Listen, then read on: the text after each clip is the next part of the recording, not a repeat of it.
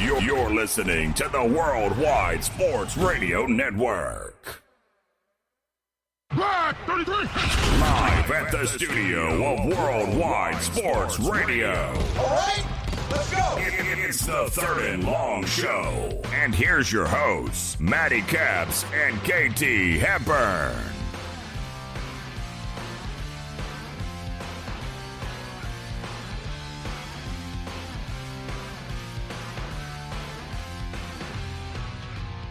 And welcome everybody to a brand new show of Third and Long here at the Worldwide Sports Radio Network. We are live here in Hauppauge, New York. You got myself, Mr. Matty Caps, and of course, my good friend, my co-host, my producer, Mr. Speedy Petey here as well. And boy, oh boy, Speedy, what a night we had last night. Literally, soon as our show ended last night, everything decided to happen. Obviously, Tyler's show was very lucky and fortunate because all the news broke during that 8 o'clock show, and Errol's show too. For once, we always joke that everything happens after his show. It either happens after his show or right before his show. It's one or the other. It never works out in Tyler's fashion. But there was a bunch of stuff that happened last night, Speedy, especially in the Major League Baseball. Ladies and gentlemen, if you don't know, there was a monstrous trade that ended up happening within Major League Baseball. If you don't know, we are going to talk about it actually right now. There has been a huge trade that went down in baseball. Speedy, do you want to tell everybody what happened in the Major League? A monstrous trade of a guy leaving the Green Monster. That's it. Would you like to tell everybody what happened last night in Major League Baseball? Mookie Betts is being dealt to the Dodgers. Alex Verdugo is being dealt as the big prize prospect to the Red Sox. The Dodgers are also getting David Price and cash considerations. The Dodgers then dealt Jock Peterson to the Angels, dealt Kenta Maeda to the Twins, and they got a infielder back from the Angels, Luis Radiger or something like that. I forget his name, but they got Radiger. All right, so they got him back from the Angels as depth, and the Twins sent one of their relief pitchers, who had a really cool name that I forget as well, to the Red Sox. So that is the summary of what happened. The Dodgers will be paying all of David Price's contract, which I was surprised at because I was trying to figure out why they traded Jock Peterson. So I thought the Angels were going to take part of that, or the Red Sox were going to take part of that, or something like that. But the Dodgers will be taking on David Price's contract. He has not been re-signed yet, or the Dodgers have not signed Mookie Betts. He's still on the arbitration contract that he got from the Red Sox. So that's all we know for now. Yeah, that is all we know for now. And ladies and gentlemen, once again, the Boston Red Sox and LA Dodgers have agreed to a blockbuster deal that will send former MVP Mookie Betts and left-hander David Price to the LA Dodgers for a package deal that includes outfielder Alex Verdugo, who is up and coming. Alex Verdugo, I think he's really good. I think he's going to be an absolute superstar eventually. So I mean, it is what it is. But you look at this right now, Speedy, and you look at the LA Dodgers, and let's be real here. The LA Dodgers are a very formidable team to begin with in Major League Baseball, in the NL West, in the National League. They're a very formidable team, and they could possibly, if there wasn't for cheating or anything of the sort, they could possibly have 2 World Series rings. Definitely one. For all we know. Definitely one. Yes, definitely one, but for all we know, they could possibly have 2 if it wasn't for the cheating going forward. You look at this team right now, the way it's constructed, you have to give all the power and all the credit in the world to the upper management and with the way they handled it. I do think they have the worst manager in baseball in David Roberts. I think he stinks. I think Aaron Boone is right behind him as the second worst, but David Roberts is the worst manager in baseball.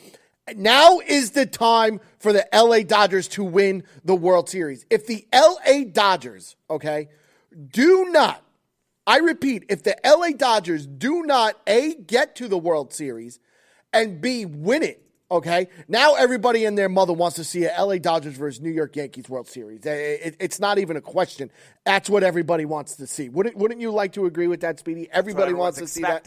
It's just, again, weird things happen. And 100% true. We've seen funny things happen. The Nationals being the 6th seed, win the World Series this year. Like, we've seen funnier things happen in Major League Baseball. Oh, the 6th seed won in baseball that would be ineligible anyway, but okay. You know what I'm saying.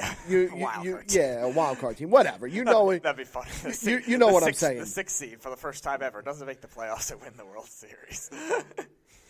This trade that happened last night included a third team, the Minnesota Twins, with the Dodgers, sending starter Kenton Maeda to the Minnesota Twins.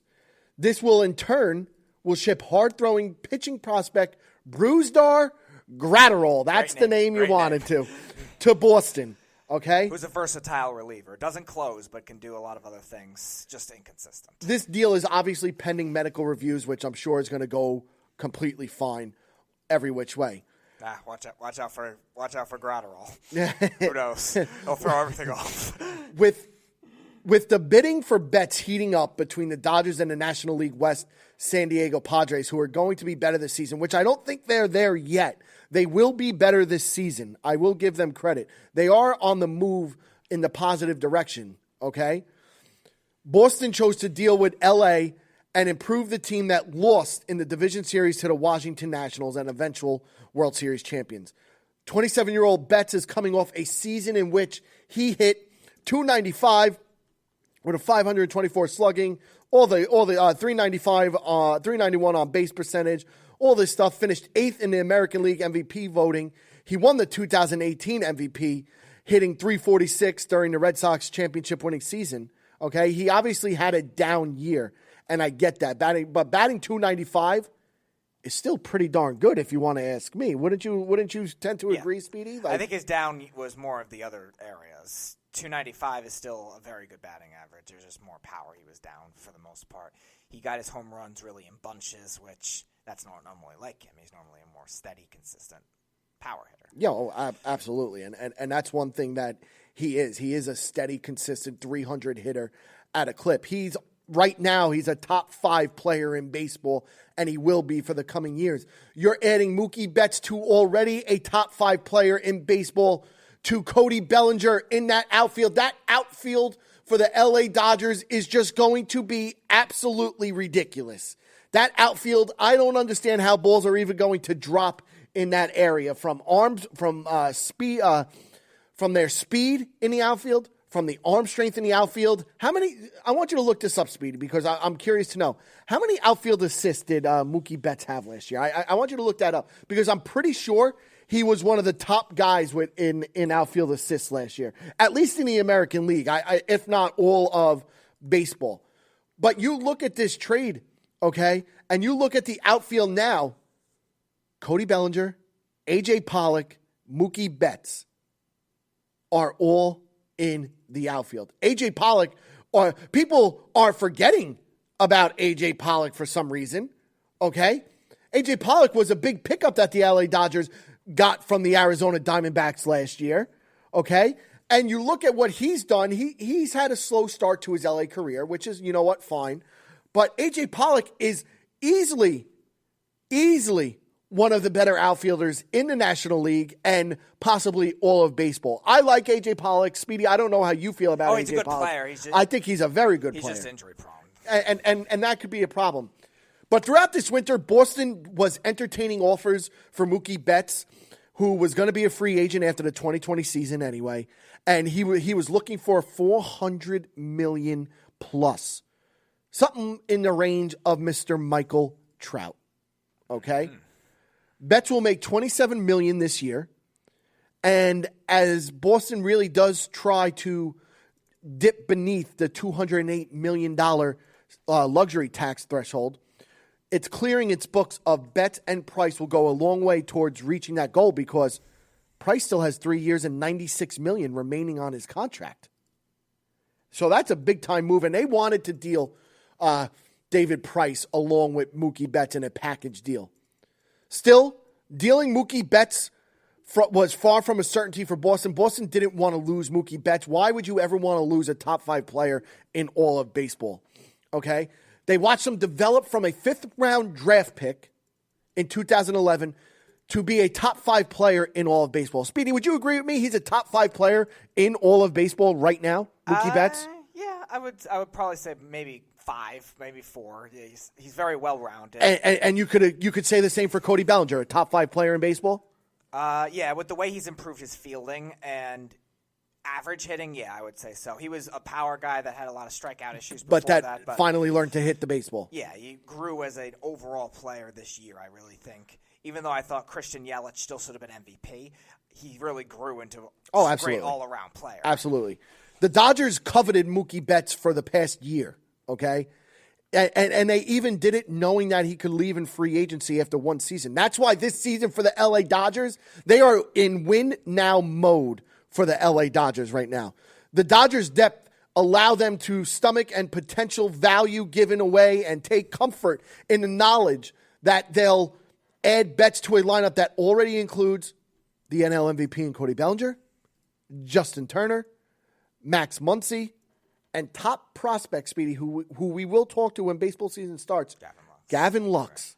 By the way, Mookie Betts was tied for sixth. With outfield. With 10 outfield assists. Tied with, ironically, Bellinger, Gerard Dyson, Ronald Acuna, and this is all of baseball. So and his former teammate Jackie Bradley and Ramon Laureano. So this is all of baseball, not just the American League. Oh wow! So tied for sixth. I'm sorry, that's pretty darn good if you want to ask me. Being tied for sixth in all of baseball in outfield assists.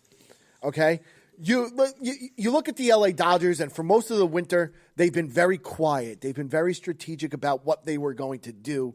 And they watched Garrett Cole. They watched Anthony Rendon. They watched Steven Strasburg sign elsewhere. The Dodgers' only free agent signing this winter has been one-year deals with Blake Treinen, a reliever for $10 million. Treinen, whatever. Alex Wood, who's a starter for $4 million, and Jimmy Nelson for $1 million. But you look what the San Diego Padres look to keep the Dodgers from making a big acquisition, hoping Boston would take one of its offers, which were centered around top catching prospect Louis Campusano, okay, and other major league players, obviously. But Boston, being the smart team that they are, preferred L.A. because L.A. had more to give than the San Diego Padres. And more urgency, I think, too, because the Padres, even with Mookie Betts, are still kind of borderline in terms of being a playoff team, just because you need a lot of things to happen. The Dodgers, they were going to be a great team no matter what. And that's the thing. Like, the Dodgers haven't won a World Series since 1988. They lost in back-to-back World Series. Like I said, they could possibly have 2 World Series right now if it wasn't for the cheating scandals, because they lost to the Houston Astros and the Boston Red Sox. Now, the Red Sox, again, dominated the whole playoffs every series, so that's not guaranteed. The Astros was a close 7-game series. So they lost in Game 7. They lost in Game 7. So that's the whole thing. And in the wake of all this, the Red Sox and the Astros did fire their manager over this controversy. And Boston still doesn't have a manager going forward. And pitchers and catchers... Just have Dustin Pedroia be a player manager at this point. Pitchers and catchers are reporting in 6 days on February 11th. It's February 5th. So I don't know what they're waiting for. You look at Verdugo. He's 23 years old. He hit .294 last year with a 2.2 WAR in 377 plate appearances for the Dodgers last season. He ended up taking over in center field when A.J. Pollock, who Speedy likes to say, was out injured, and he is injury prone going forward. But Verdugo didn't play after August 4th because of a back injury he re-aggravated while on a rehab assignment in September. He is excellent against left-handed pitching and is under team control through 2024. And he's making the MLB minimum $563,500. You look at Gratterall, hard-throwing 21-year-old right-hander, pitched 9 2/3 inning. Last season in the majors, going 1-1 with 4.66 ERA is kind of a lot for a reliever. Yeah, he was more of a specialist. Yeah, but he was in the minors last season for the majority. Right, he only came up later in the season. Yeah, he was rated number 83 overall prospect in the 2020 MLB pipeline. And you look at this news of the trade with the LA Dodgers, the World Series odds just went from 7-1 to 4-1 at Caesars Sportsbooks, while their odds of winning the NL pennant went from plus 300 to plus 150. And their projected win total went from 99 to 100, while the Red Sox projected win total went from 87.5 to 86.5, while their odds for the World Series went from 20 to 1 to 25 to 1. So this had a lot of making going forward for the LA Dodgers and the Boston Red Sox. And Speedy, let me ask you, You look at what's happening right now in Major League Baseball with this huge, huge move, okay? Who do you think made out on this deal going forward? You know what's weird is, oddly enough, the two teams that got the separate trades, I think, really did a good job making out on this deal. So you liked what the Angels got and you like what the Twins. Yeah, I think the Twins get a nice versatile piece that they need pitching depth, I think. They have good pitchers, but they need pitching depth, both for starters and for bullpen. And Maeda's pitched in both. So if they're a playoff team, again, that's definitely going to help him in the postseason. He has postseason experience, and he's been relatively good. And the Angels, they need more lineup depth when you look at it. We've always said the lineup is Mike Trout, Albert Pujols, and who else for the longest time. Now they brought in Rendon. They brought in some. They got Joe Adell, number 2 prospect in baseball, coming up, and now you bring in Jock Peterson, who's been a good power hitter. That's going to help. And he hasn't been an everyday player for the Dodgers. Well, he hasn't needed to be because that team's so deep. So. Again, now he has a chance to. We'll see how he'll grow as a full-time starter. The Red Sox and the Dodgers are interesting because I think the Dodgers, they knew what they had to do, and they're the only team, maybe besides the Yankees, that could afford to do a move like this with all the depth that they have on their roster. The Dodgers even have more depth in the farm system. So the Dodgers are a loaded team to begin with. Right. This is my problem that I have with people. Like, again, Speedy, I was telling you this earlier. I was arguing, not really arguing, but people were like taking shots at me on social media and stuff because I'm saying that the LA Dodgers are the best team in baseball at the moment right now. With this trade, just makes them that much better. I think they've been that for a while. The only thing, like, with the Dodgers and Yankees, they're arguably the 2 best teams in baseball. Yeah. Could you agree with that? The Dodgers, I think, are number 1 for sure, and I think they've been that for a while. The and that's Yankees the are thing. A close second. I agree, and I'm a Yankee fan, and I agree. But the only thing I'm going to give the Yankees the benefit of the doubt is, obviously, the managers are all tied up because they're 1 and 2 worst managers in baseball. Nothing anybody could say or do could change my mind. They are the 2 worst managers in baseball, number 1. The only thing I'm going to give the Yankees more credit on is that their pitching staff is better than the LA Dodgers at this current time. Obviously, now with the news that broke that James Paxton is out 3 to 6 months, we're going to get into that in a little while. But you look at Clayton Kershaw, who doesn't have a good postseason record. He doesn't. It's 100% true. Walker Buehler is only 22 years old. He's really good. What? He's really good. He's really good. He throws gas. He mixes up his pitches. I love Walker Buehler. If I was to buy an LA Dodgers jersey and it wasn't Cody Bellinger, it would be Walker Buehler just because I love him, or Corey Seager. But David Price, he doesn't need to be the David Price of a number 1 or number 2 type pitcher. David Price just has to be a number 3, number 4 type pitcher. David Price needs to go 15 and 10. He needs to go 14 and 8. Get those wins for the Dodgers on an extra days of rest or something when you have an off day and you're coming back to pitch the next day. Just get them those wins.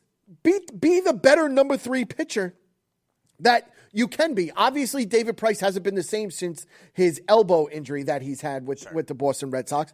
But I think with a change of scenery for David Price, he can easily come back and be the guy, maybe not be the guy that he once was, but he could easily come back and be a solidified number 3, number 4 type starter. Mm-hmm. So from that standpoint, I think the Dodgers, again, they're the one team, if they're going to try to make this kind of move, could afford it. Now, the thing I don't like with what the Dodgers did is why you have to give up all the extra stuff that is controllable, that you're not paying much, is still questionable to me. If you're looking at the straight-on trade with the Red Sox, I think it's good. Like, Verdugo is one prospect. I thought the Dodgers might have to give up Dustin May. They might have to give up the catcher that you mentioned.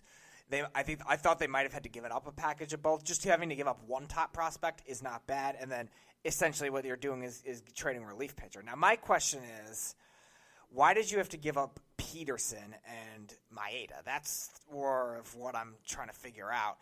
Your 40-man roster is very deep as it is, and there's still a lot of guys on that 40-man roster that are a lot more expendable than those guys. And if you're doing it just for the sense of getting those other guys to trade to the Red Sox, why not trade your own guys that are a similar level in that same deal? Maeda is like I said, versatile. I mean, he's not young, but he doesn't have a lot of usage on his arm. He's versatile where he can be in many different roles. And Jock Peterson, if he's not, again, isn't always a starter, but if he's not a starter, he's a high-end bench player for what he is. He's power off the bench. He's defense off the bench. You can use him like that. And when he's in there, he's a pretty good starter. So you have that kind of sense. That's the one thing I didn't like with what the Dodgers did. But again, they find players and rebirth players well. So, and that's the whole thing. If there's anyone I trust to do that, it's them. But it's still kind of strange that they had to you do all that. You look at this. Those contracts are not expensive. No, but again, like you just said, and when I asked you, who do you think won the deal, or who do you think did well, and you said the two other teams that weren't involved. But you look at the LA Dodgers, like they got rid of Jock Peterson, but they still have Enrique Hernandez, who actually played very well for the Dodgers in the playoffs this past season for them. He batted leadoff. Like, he got timely home runs when needed. He's not a home run hitter. I mean, and he's not even going to be a starter. That's the scary thing. Enrique Hernandez can go to another team and start.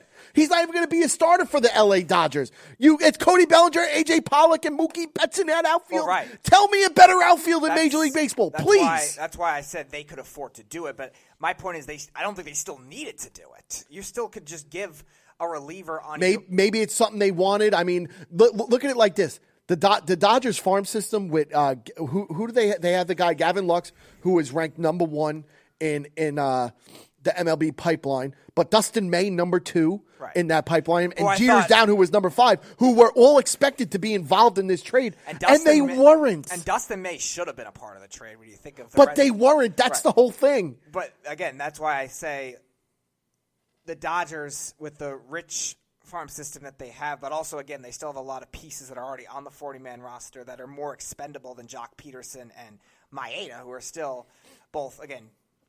Peterson's young, and like I said, he's not young, but he's not having a lot of miles on his arm. There are probably still more expendable pieces just looking at the roster, and that's why I think they still lost some in that instance, where they still could have done a little better than that, and that end of it felt kind of strange. Now, from the Red Sox standpoint, I thought they should have pushed harder to get May because they really need pitching. And Dustin May. I wouldn't be surprised if we see Dustin May sometime this season. It wouldn't shock me. He's going to be. He already came up last year. So no, but that's what I mean. But like, they're not going to send him down to AAA to start. I could see him being on the roster, opening day roster right off the bat. Yeah, he'll be probably a 4th starter, 5th starter, I would imagine. I'm going to say 5th because I think Julio Urias is going to be the 4th. Right, so I think Dustin May will be the 5th. May has outperformed Urias in right now a small sample size. Of course. I think they trust him more, being that Urias was a high prospect in 2014, I think it was. He was the number 1 prospect in baseball and has already had issues. So I don't know how much they really have faith in him over somebody like May. So I think right now he has the edge right now in terms of a trust factor of being the number 4. But it's possible maybe just for, again, rotational stability. But still, I think from that standpoint, the Dodgers did well in not having to give up so much to the Red Sox. But I think the Red Sox, again, could have pushed harder. Even though Verdugo's really good. I think he's going to be a star player in the future. I think the Red Sox, in terms of what they need, in terms of their history of developing hitters too, they don't develop pitchers well. So why not try to push from an organization that does develop pitchers well in the Dodgers? So when you, with the exception of Urias, look how young these guys are too, and that's something you have to keep your eye on. With the exception of Urias, when you look at the Dodgers' history of young pitching, they tend to do it very well. So if you're the Red Sox, I would have tried to push harder for that, and that's why I didn't like it from their end.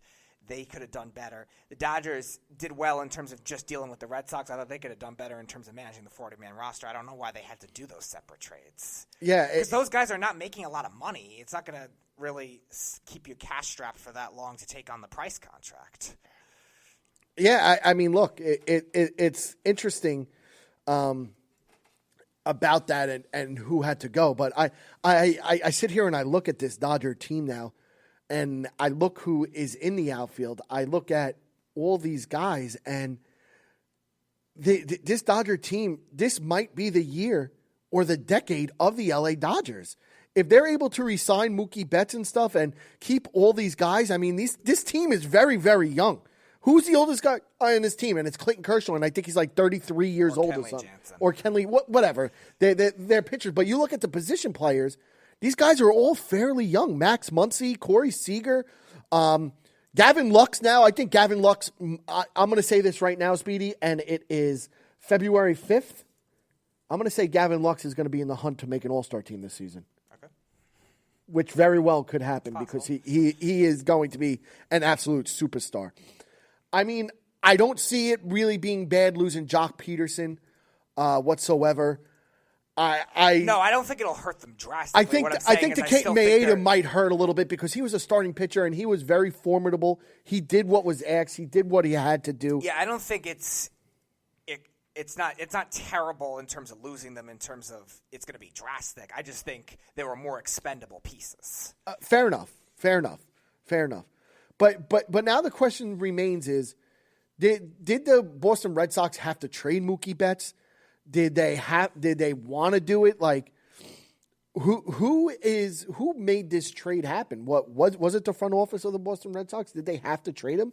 I don't think they had to trade him because again, they had him for another year. But here's the problem with that: with all the potential with their end of the cheating scandal with the replay room, we know what happened with the Astros. Right now, the players are immune, but again, I still think more evidence can come out, and again, the players still get suspended. There's always potential, like I said, if the Red Sox did more, where they could end up having players suspended. And what's Mookie Betts' value going to be if he gets suspended? It's going to be really low. So the Red Sox had to do it now.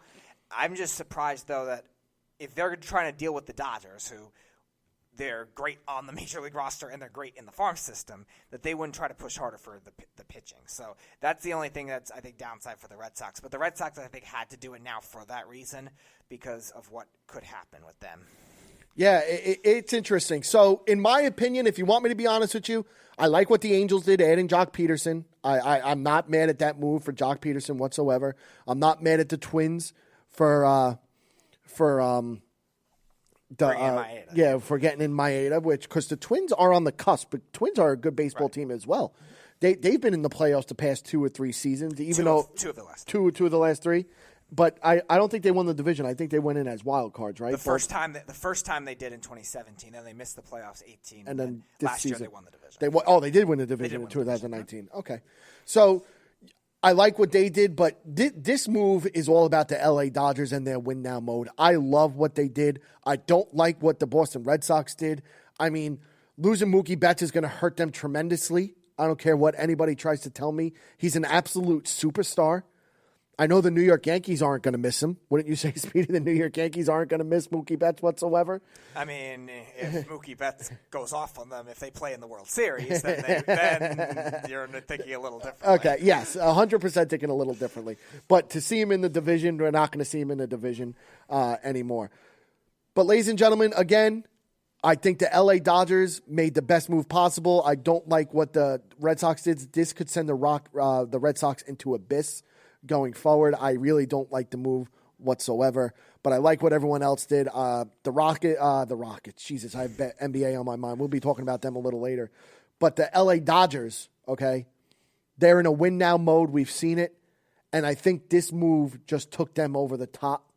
They're obviously clear favorites. It's just mental. Yeah, no, it's not mental. It's the horrible coaching that they have, Speedy. Stop with this mental nonsense. It's the mental mentality of the players too. Oh, God. Stop with that. It's the coach. If David Roberts was a halfway competent manager, this team would have They were bad with Mattingly, too. So they would have 2 managers. Don Mattingly's not a good manager either. That's what I'm getting at. Don Mattingly's a horrible manager, too. If they had a competent manager who was good in any which way, shape, or form, they would win the World Series. Hi, my name is Matthew Petrie. I would love to become the manager of the LA Dodgers. I could win you a World Series with this team, and that is something I can guarantee. There's still pressure. I'm going to tell you this right now. They still have the most pressure in the league. If David Roberts doesn't win the World Series this season, he is fired. That's fine. I'm just saying there's still a lot of pressure. He's fired. And that's on the players, too, not just the manager. But, ladies and gentlemen, we're going to go to a quick break. And when we come back from break, we're going to talk a little bit about New York Yankees and the news that just broke within the organization. We're going to get into that when we come back here at the Worldwide Sports Radio Network. You're listening to the Worldwide Sports Radio Network. You are listening to the Third and Long Show. And here's your hosts, Matty Caps and KT Hepburn. 1-845-478-3272 is the number to reach us here at the Worldwide Sports Radio Network. And now, ladies and gentlemen, we're going to stick with Major League Baseball still, and We're going to talk about the news that just came out of the Bronx, the New York Yankees. James Paxton is now out for 3 to 6 months for back surgery.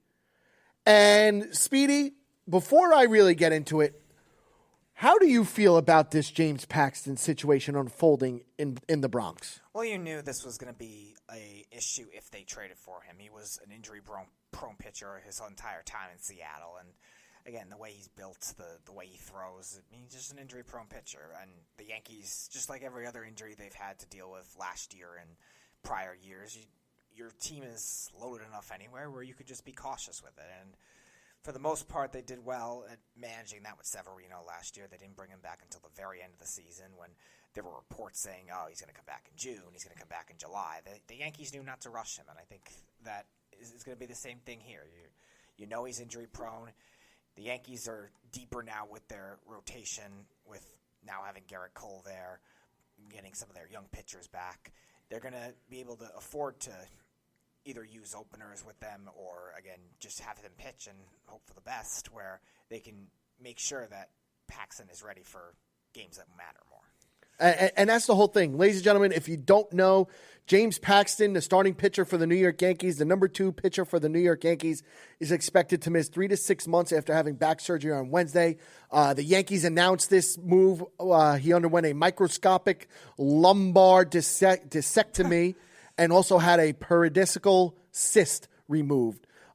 This surgery, so random body parts that nobody will remember, or pronounce. Either or, it's the same thing. It's like the steroids. There's always come up with a new random drug that nobody knows about. Absolutely, and again, it's always something that nobody can pronounce. They can't pronounce it. That's the whole thing. But you look at this move right now that's happening in with the New York Yankees and stuff, and it is sad to see that happen. This surgery was performed by Dr. Andrew Doucette in Dallas, and Mr. Brian Cashman told the New York Post that Paxton first started having back pain at the end of the 2019 regular season, which he has initially responded very well to treatment before experiencing a setback last month.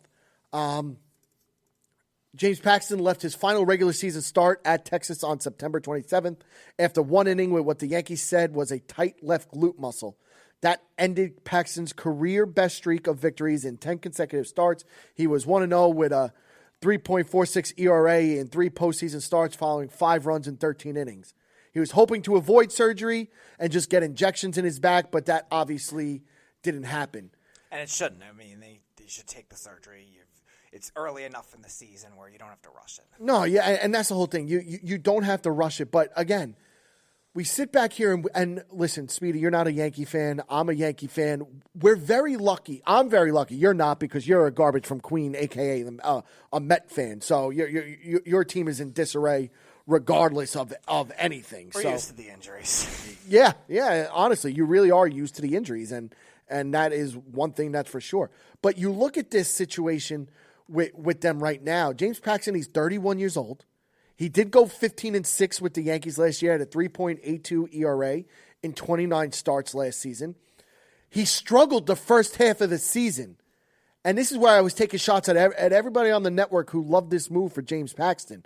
I didn't mind it, but people on this network, Yankee fans thought that this was going to be the Lord and Savior of the New York Yankees. Then Severino was out for basically the entire season. And thank God for Domingo Germán, because he was a godsend for the New York Yankees.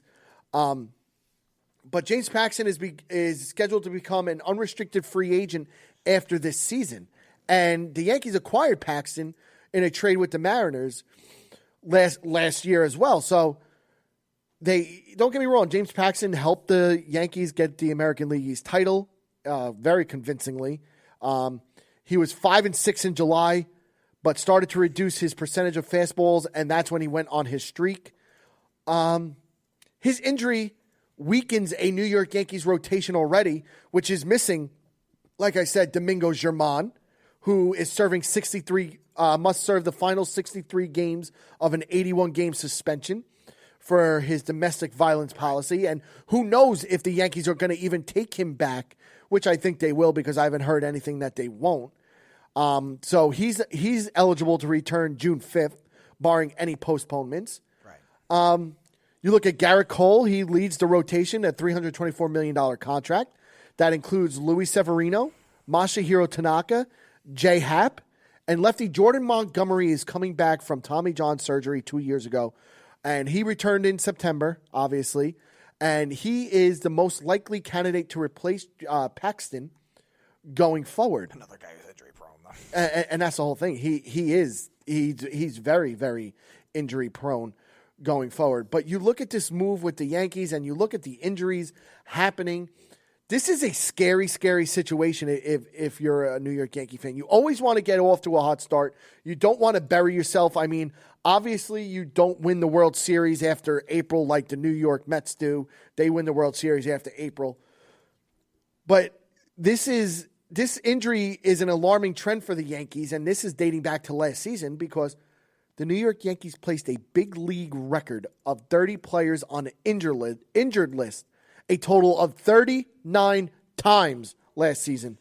And then this season, they overhauled the entire training and its conditioning staff, which rightfully so. They didn't deserve a job after last season. But when New York's pitchers and catchers report to spring training in Tampa, February 12th, they will be without Paxton. But they will also be without switch-hitting center fielder Aaron Hicks. He is not expected back until June or July following Tommy John surgery on his right elbow, which he got done in October 31st. So you look at this... And even that's probably not definite either. And that's the whole thing. Stall until August. Yeah, exactly. And that's the thing. Pending where the Yankees are, I wouldn't even touch any of the situation. But again, you look at this situation right now, you look at the starting pitching of the Yankees. Garrett Cole, I've said this and I'm going to say this over again. I love the move. The New York Yankees have needed a number one type pitcher for the past 3 years. And I feel like if they had a number one type pitcher, and I'm sorry to all the Luis Severino lovers and all that stuff, he's not a number one type pitcher. He doesn't command that scariness, that sense of I'm the guy, you're not touching me, okay? Garrett Cole is that guy. I love the fact that they got him, but we all know how hard it is to pitch in pinstripes. It is very, very, very, very hard to pitch in pinstripes, i.e. go look at Sonny Gray. He comes to pitch in pinstripes. He's awful. He leaves the next season. He's an all-star, okay? It's not easy to come pitch to the most storied organization in Major League Baseball. James Paxton was the number 2 starter. You're not slotting in Jordan Montgomery to be the number 2 starter right now. It looks like they're going to go Luis Severino number 2, Masahiro Tanaka number 3, or Jay Happ number 3 if they want to mix up the righties and lefties. And then Montgomery and Jay Happ are going to have to be the 4-5-3. Masahiro Tanaka, Jay Happ, and Jordan Montgomery are going to have to be the 3-4-5 guys. The bullpen, Ottavino needs to have a better season this season. He wasn't as good as we thought he was going to be last season. I love Tommy Canley. I love Zach Britton. I'm not a big fan of Chad Green. Canley's a little streaky, though. Yes, of course he is. Jonathan Loziaga, I like him. I don't mind him. There's not anybody that I would send on the first flight out to North Korea. So far, so good right now with the New York Yankees. But now you look at the lineup with the New York Yankees. Sanchez, Luke Voit, LeMahieu, Urshela, Gleyber Torres is pretty good infield if you want to ask me. I still think that there's going to be a move for the New York Yankees on the horizon, like a Nolan Arenado type deal. I could see that happening because who knows what's going to happen with Miguel Andujar when he comes back. Miguel Andujar is the third baseman, but Gio Urshela has usurped him, and he is the starting third baseman now. But then you look at the outfield, Aaron Judge, Brett Garner, Mike Tauchman. Who are we to say that these guys are going to have the same season? Who are we to say that Mike Tauchman is going to have the same season that he had last year? Nobody thought Mike Tauchman would be the talk of New York baseball for a whole month, but he was last year in a Yankee uniform. Who are we to say that he's going to have that same exact season that he had last year or better? I think Mike Tauchman takes a seat back. I don't think Gleyber Torres has as good as a season. It's not easy playing 162 games of Major League Baseball. It's not easy. Brett Gardner is Brett Gardner. Even though I feel like he's getting better with age, like fine wine, I just think he's getting better. I still don't want him back, but we need him now because of Aaron Hicks and whatnot. Who knows what's going to happen with Tyler Wade or Clint Frazier? Are they going to be on the trading block for a guy with Miguel Andujar? I'm gonna tell you this right now. I don't know how much Clint Frazier's value is if right now. Clint he Frazier, might be better off keeping. If the Colorado Rockies came and said, "Give me Miguel Andujar, Clint Frazier, and Tyler Wade," I'm sending that as quick as possible. Yeah, I think they're going to need more than that. But I'm just saying, I'm sending that as quick as possible to the Colorado Rockies. Like it's not even a question. The Rockies are not going to trade Arenado impulsively, though. Listen. There are stories going on right now that they are looking to get rid of Nolan Arenado, and the Yankees are a preferred destination to Nolan Arenado. I would imagine just with the Rockies needing pitching, you would have to trade two pitching prospects in that deal. Listen, and again, I would be okay with giving away pitching prospects at this time because, like I said, like the Dodgers are. Dodgers got lucky. They kept Dustin May. They kept Jeter Downs. They kept those guys. Right. They're in a win-now mode. The New York Yankees right now are in a win-now mode. They need to win the World Series. They need to get to the World Series, number one. But they need to win the World Series, and that's a fact. Oh, by the way, we were talking about Dodgers pitching prospects. I actually found out when we were talking on about the Betts rumors last week, I think it was, and homestretch it was too. I actually found out one of their pitching prospects, who's number 67 in all of baseball, is Josiah Gray, is his name. I actually broadcasted with my college radio station the summer league that he played in. Really? Yeah, he was on that team. He wasn't even great either. He was good at times, iffy at times. He was a relief pitcher, sometimes a starter. I actually broadcasted him, so it's actually interesting to see him rise up the way he did. Oh yeah, that's really interesting. That's a cool story. Yeah. So you look at this right now with the New York Yankees. This injury does hurt them. I don't care what anybody says. James Paxton, again, I wasn't a big fan of. He hurts right now the New York Yankees starting rotation. And you look at the Yankees, the past few seasons, they've gotten off to very good starts. So we're going to take nothing away from them. But this hurts the New York Yankees. And anyone to sit back there and say this doesn't hurt the New York Yankees at all is clueless. It'll hurt them a little, I think, just with managing the beginning of the season, but rather now than later. Yeah, it's just a little clueless. But again, ladies and gentlemen, James Paxton is out 3 to 6 months with a back surgery. And I'm not going to pronounce all what it is, the lumbar, whatever it is, and the cyst that he had to get removed. I'm not going to really get into that. But I feel like baseball trainers just add new body parts into people now. that we've never heard of. Yep. Every new surgery, every new injury, there seems to be some new body part that gets hurt in pitchers, but also hitters, but mostly pitchers every year. So I don't know what it is with baseball trainers now. I feel like they're just adding body parts to players. Yeah. I thought there were 306 bones in the body. Now, baseball players, you have 400. Yeah, so it's really interesting. But ladies and gentlemen, we're going to go to a quick break, and when we come back from break, we're going to step aside Major League Baseball, and we're going to get into the NBA. We're going to talk about Zion Williamson. We're going to talk about the huge 12-player, 14 trade that took place last night as well. We're going to get into that when we come back here at the Worldwide Sports Radio Network. It's the Worldwide Sports Radio Network. You are listening to the Third and Long Show. And here's your hosts, Matty Caps and KT Hepburn. 1-845-478-3272 is the number to reach us here at the Worldwide Sports Radio Network. And now, ladies and gentlemen, we're going to step away and we're going to go into the NBA right now. And if you didn't hear last night, there was a ginormous 12-player deal for that involves 4 teams. And Speedy, I'm going to have you tell everybody the trade that went down. All right, so the 4 teams are the Rockets, Hawks, Timberwolves, and Nuggets. It is a 12-player trade, which is the largest since 2000. The Rockets get Robert Covington in that deal from Minnesota, and they get Jordan Bell from Minnesota. The Hawks get Nene and Clint Capella. The Timberwolves get Malik Beasley from the Nuggets. Juancho Hernan-Gomez also from the Nuggets.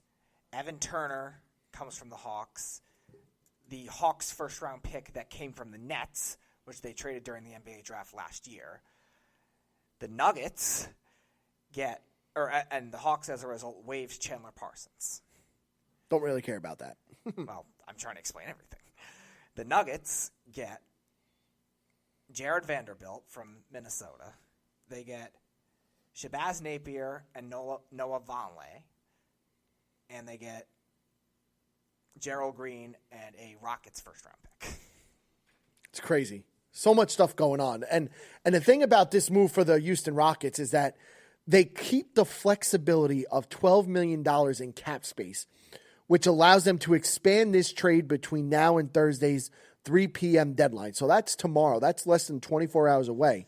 Okay? Houston can add a player who helps now and take on a player for assets and use those to further upgrade the team. You look at this, and after Golden State and Minnesota were unable to reach an agreement that would have included them trading D'Angelo Russell and Andrew Wiggins, among a host of other contracts and picks, the Timberwolves president of basketball operations pivoted to completing the 4-team deal with Denver. The Minnesota Timberwolves do consider Beasley and Hernan-Gomez as players it hopes to sign to new contract in the offseason, but qualifying fits around center Karl-Anthony Towns and Andrew Wiggins. That's a huge, huge move for the Minnesota Timberwolves. Atlanta has been determined, and we all know this has been going on for quite a while, to acquire a big-time center. And adding Capella, who is only 25 years old, fills a glaring need for the Atlanta Hawks. Now, will a Clint Capella deal make the Atlanta Hawks a playoff team? No. No, he's not that type of player. But Atlanta is building its roster around Trae Young and forwards John Collins and Kevin Huerta, who I think John Collins is going to be an absolute superstar. And him playing the power forward and not playing center now at 6'9", 6'10", okay, is only going to make Capella better. And Capella being there is only going to make John Collins better. Well, is Capella a free agent at the end of the year? No. Okay. Capella brings an accomplished, mature, team-first player into the organization. Capella still has 2 years. Didn't he sign that 3-year, $90 million deal or whatever it was last year? That's the only worrisome part, I think, of the trade for Atlanta is if they weren't able to re-sign I'm getting into it right now, actually. Capella spent the majority of his entire career, actually his entire NBA career, in Houston after the Rockets selected him number 25 overall in the 2014 NBA draft. He arrived as a project, became a full-time starter after Dwight Howard left in the summer of 2016, and he received a 5-year deal worth $80 million plus incentives after playing a major role in the 2017 Western Conference Finals. He's averaging a double-double this season, 13 and 13 for the third consecutive season. But he's been a little bit injury-prone right now with his plantar fasciitis, which is not helping in his right foot for several weeks. And this has been an issue that Mike D'Antoni has said could sideline Capella up until the All-Star break. The Rockets are still 10-1 in games that Capella has missed this season, and they've become increasingly reliant on playing small ball lineups with three-point threats surrounding superstar guards James Harden and Russell Westbrook. So, Speedy, let me ask you this. This move for the Atlanta Falcons, what the hell is wrong with me? For the Atlanta Hawks, do you like it or no? Yeah, I think it's good for Atlanta just because I think you need some bigs to go along with what is more of a guard-oriented team right now. You get some depth. You get some veteran presence bigs. I think them dealing one pick, which the Nets, again, we'll see what they are. It's probably going to be a middle first-round pick, is a little costly, but again, it's not terrible. I don't think it's losing that much when you look at it. I think them getting, again, the veteran presence, get some size on that team definitely could help because they got the young core that they're trying to build with, and they do need to get a little bigger. So I did like the trade for them. Now, again, in terms of giving up Turner, that's not much. And did they give up anything else? Did they have Napier? I'm trying to remember. No, who? The Hawks. No. Napier's not there. Shabazz Napier goes to Minnesota. They're going to. He's going to Denver. Denver. Sorry. He went from Minnesota. Minnesota, yeah, to Denver. All right. He bumps around so much, so I never know. So they didn't really lose much, and I think they gained really a good amount. And they only had to give up the 1 first-round pick, and that's pretty good. And Evan Turner, but Evan Turner I think is an expendable piece anyway. So I think they did really well when you're looking at who actually, just looking at the trade, who actually won it. I think they ended up doing very well. And I thought the only concern was if they were able to sign Capella, but he's already signed for 4 years. So that's a big piece to help a young team. And he's still pretty young himself, too. Yeah, no, he is very young. And this Houston Rocket team as a whole did not play a traditional center in their victories over Dallas and New Orleans over the weekend, despite having 7-foot reserve centers Tyson Chandler and Isaiah Hartenstein both available. Houston became the first team this season to go an entire game without using a player taller than 6'6" since the New York Knicks in a January 31st, 1963 win over Chicago. Yeah, well, not a lot of people were as athletic back then. But you look at it, using such small lineups creates defensive and rebounding challenges. But Mike D'Antoni says he believes those are outweighed by the offensive opportunities for Harden and Westbrook with a wide open floor, which he is right with that because the floor is going to be much more wide open. In some instances, especially with PJ Tucker being the center at only 6'5". When D'Antoni said when they're getting to the rim, it's pretty devastating. So they better beat us up inside pretty well before we have to change. D'Antoni said after the win against the Mavericks, and again, Mavericks had Kristaps Porzingis, who is 7'3". So you look at this trade; it matched the NBA's biggest in terms of number of players involved in a 4-team trade since a deal in 2000 sent Hall of Fame New York center Patrick Ewing to the Seattle SuperSonics. I look at this trade right now for the Houston Rockets. I don't like the trade whatsoever, and the reason why I'm saying this right now is because you look at that Western Conference and you look at all those teams in the Western Conference. The Lakers are ginormous. JaVale McGee is playing at an unbelievable level. They move Anthony Davis to the center position. He's 7 foot. When you have Dwight Howard coming off the bench, he's 6'10", 6'11". The Clippers are looking to get bigger because they can't just trust Ivica Zubac to be the guy. You look at Denver Nuggets. Who's going to stop Jokic? Who's going to stop the Joker? Not one person on that. He would score 50 points against the Houston Rockets. Nikola Jokic would score 50 points against them. Utah Jazz have Rudy Gobert. I mean, these are all teams. Those are the 4 teams that are in front of the Houston Rockets at the current moment in the playoff race. And you look at it, who are they going to be able to stop? The Dallas Mavericks are going to have a different team because they played. Well, they're not overly deep either. But they play without Luka Doncic in that matchup where they only had Kristaps Porzingis. They're better than the Houston Rockets because they're bigger. Oklahoma City Thunder, I don't trust them. I don't think they're last. Memphis Grizzlies, I don't trust them either. I mean, Jaren Jackson's 6'10", but again, they are just too small. And in the Western Conference, regardless of who your superstars are out on the perimeter in James Harden and Russell Westbrook, this team isn't going to be able to grab rebounds, at least offensive rebounds, and they're not going to be able to grab defensive rebounds. How do they expect to tend in the Western Conference? I just don't understand the move. I like the move for the Denver Nuggets, getting who they did and the first-round draft pick and whatnot. Yeah, the only issue with that could be chemistry, but we'll see how that works. Yeah, we'll see. But you know what? The Denver Nuggets are always a team that is, for the past 2 seasons, they've been outstanding. Okay, Right now, they're the 3 seed, okay? This Denver Nuggets team is very scary. They were missing Jamal Murray for the last 10, 11 games. He's back. He scored 20-something points last night in a 30-point blowout of the Portland Trailblazers. He dropped 20. I mean, every team that, when it comes to the playoffs, rebounding is so important. Regular season, fine, whatever. But when you get to the first round of the playoffs, and you can't rebound the basketball, and PJ Tucker is going to be your biggest guy in the court at 6'5", 6'6". I mean, how do you expect to win? That's my question. I think the Rockets doing this, they're kind of doing something that's a little behind the times, too. When you look at the evolution of what we've known as a three-point shooting game, it kind of started 2011, 2012, something like that. And obviously it's expanded now.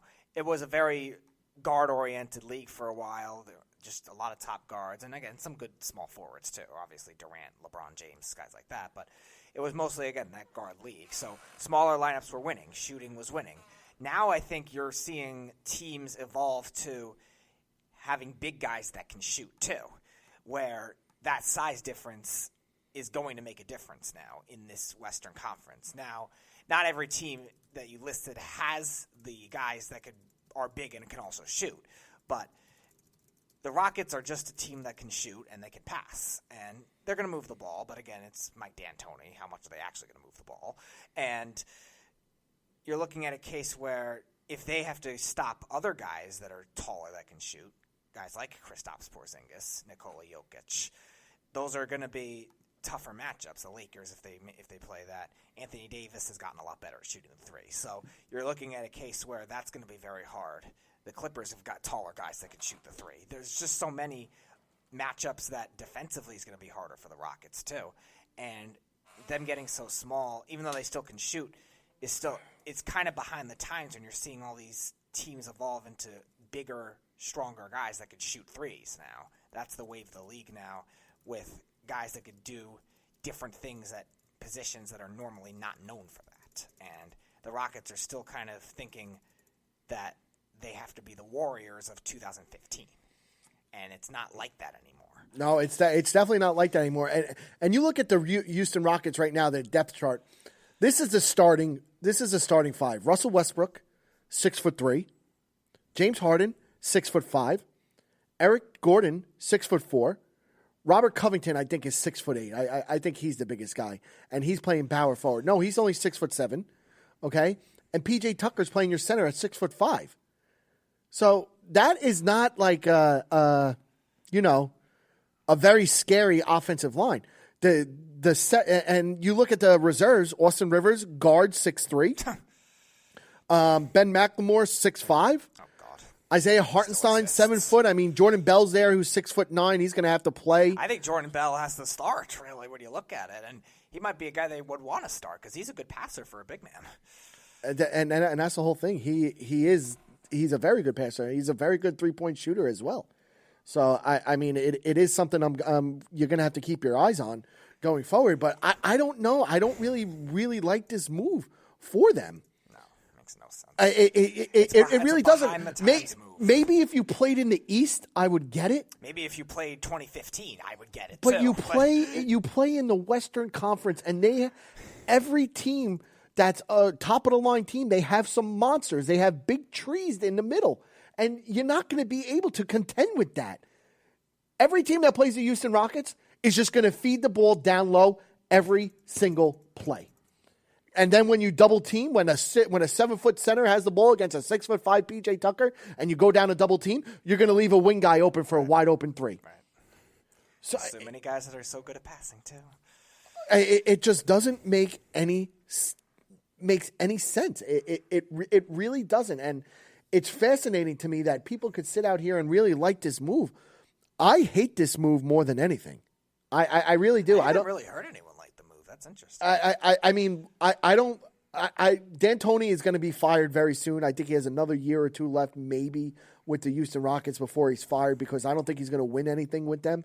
Right. And I don't think they're going to win anyway. They just have a bad formula with James Harden and Russell Westbrook. So I didn't like that formula to begin with. Yeah, and it's kind of strange too. It just seems like the Rockets were always that team. All right, they're going to be the one to compete with the Warriors, and it seems like that pressure has continued to linger them for a while, where you're just seeing a lot of overreaction type moves, and it's not the way you're winning now. These teams have grown deeper. You look at the Lakers; they got depth. The Clippers have a lot of depth. Denver's got a lot of depth. Even they swap out players now. The Jazz have a good amount of depth. All these teams now have depth too to go with it. The only one that really doesn't is Dallas. But that's mainly on past moves more than present. So when you look at it, that's not the way you win. I know the Warriors are able to get away with it, only having a little bit of depth. But again, it's not the wave of the league anymore. This trade works in 2015 or 2016 when it was still kind of a guard shooting league. It's not like that anymore. It isn't. It isn't like that anymore. And don't get me wrong, the 3-point line has changed the game, and you can blame Steph Curry for that. Steph Curry changed the game for that and changed the landscape of the NBA with the 3-point shooting. But you still need to be able to rebound the basketball. And the starters that are starting in this game aren't good rebounders. Russell Westbrook is a good rebounder. James Harden is not a good rebounder. He's not. Robert Covington is not a good rebounder for his size. PJ Tucker at 6'5" is not a good rebounder. I mean, Eric Gordon, I don't even think he averages a rebound a game. Like, these guys aren't good rebounders, and that's going to be a problem come playoff time. I now see, unless they don't make a move, if they make a move by 3 p.m. tomorrow for a big man, a legit big man, fine, I get it. But if they don't make a move by the 3 p.m.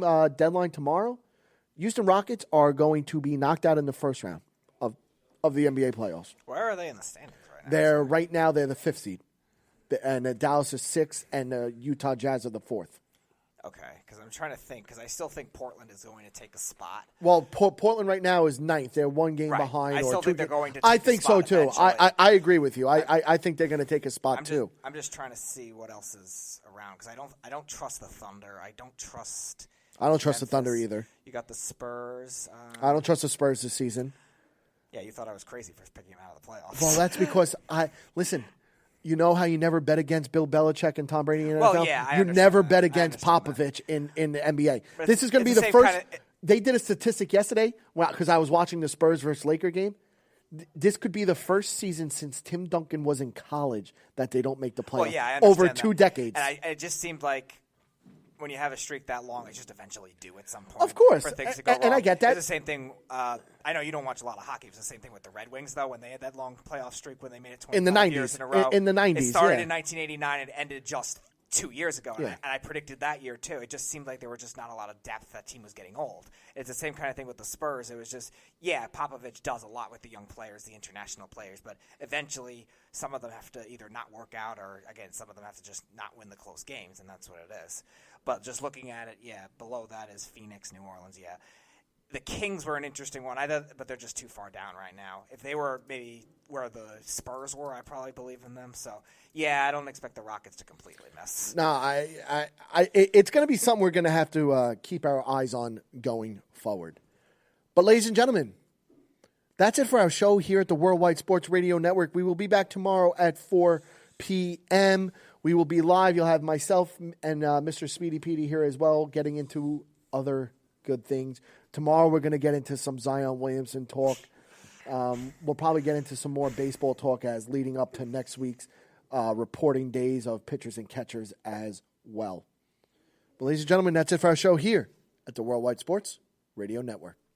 You're listening to the Worldwide Sports Radio Network.